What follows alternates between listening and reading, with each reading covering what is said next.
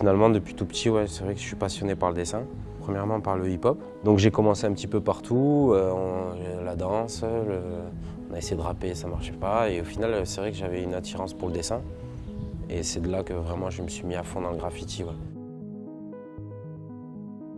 Moi, j'adore faire peindre les autres. J'adore peindre, mais j'ai une passion, c'est de faire peindre les autres.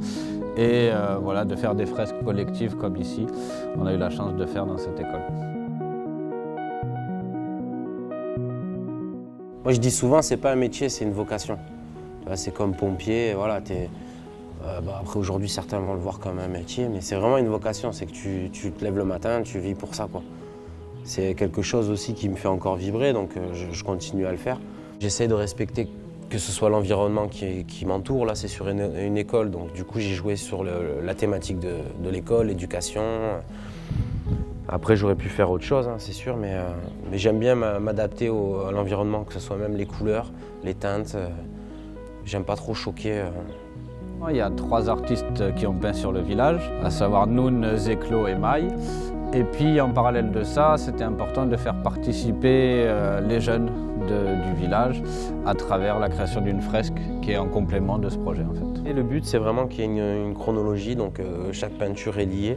Même s'il y en a plusieurs, le but c'est que ça raconte une petite histoire. Donc là c'est l'élévation dans la société, donc ils vont aller chercher les livres à la bibliothèque et ils s'en servent pour essayer d'accéder à l'école. Donc tout ce qui est éducation, le savoir et ainsi de suite. Alors, il y a 180 élèves, ça va de la petite section de maternelle jusqu'au CM2, donc de 3 à 12 ans. Et on a réussi à faire peindre tout le monde sur plus d'1 mois et demi. Voilà, donc des petits de 3 ans jusqu'aux plus grands de 12 ans qui ont participé ensemble à ce mur.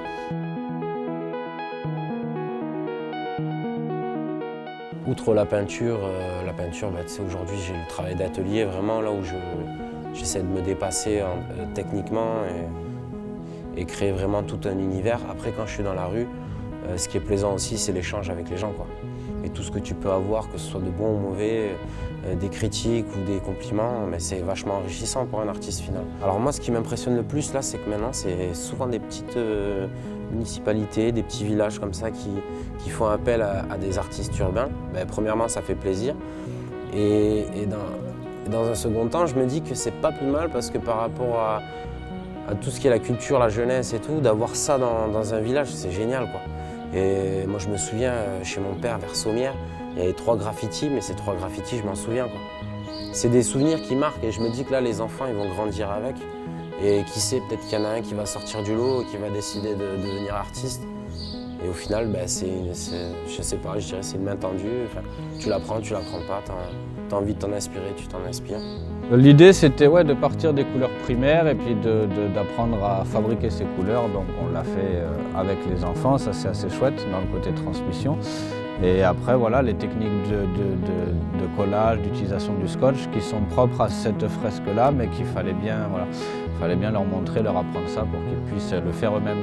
On essaye de travailler beaucoup sur l'autonomie, donc plus chez les grands que les petits, mais dès 3 ans, on peut travailler sur l'autonomie. Et c'est important que moi, je suis là pour faire aux enfants et pas pour faire à leur place.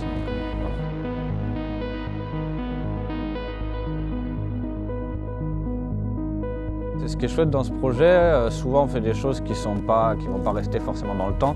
Là, voilà, dans 10 ans, les grands, même quand ils auront des enfants, qu'ils amèneront leurs enfants à l'école, la fresque sera toujours là, j'espère. Donc, ouais, ça c'est chouette, vraiment. Ça a été très bien accueilli, c'est un village, donc on rencontre vite les parents, on commence à se connaître, etc. Et non, ça a été bien pris. Ils ont compris que quand on faisait la peinture, on s'en mettait partout. Puis quand ils voient le résultat, ils comprennent ils sont contents que leur enfant ait mis les mains dedans et ait participé. C'est bien reçu.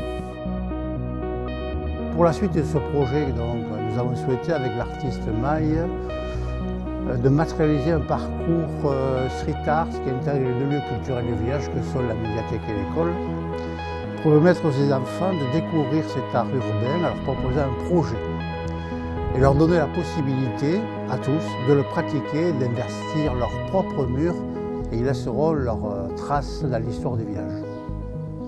Donc là, ce qui m'a vraiment fait pencher pour un oui, c'était le fait que ça soit une école.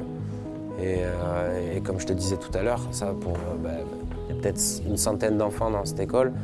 Et je sais que s'il y en a 1 ou 2 ou 3 que ça peut inspirer, c'est toujours ça de gagner. Même je sais qu'en tout cas, ils vont grandir avec et qui sait, peut-être ça sera une fierté de dire moi, dans mon village, j'ai des peintures.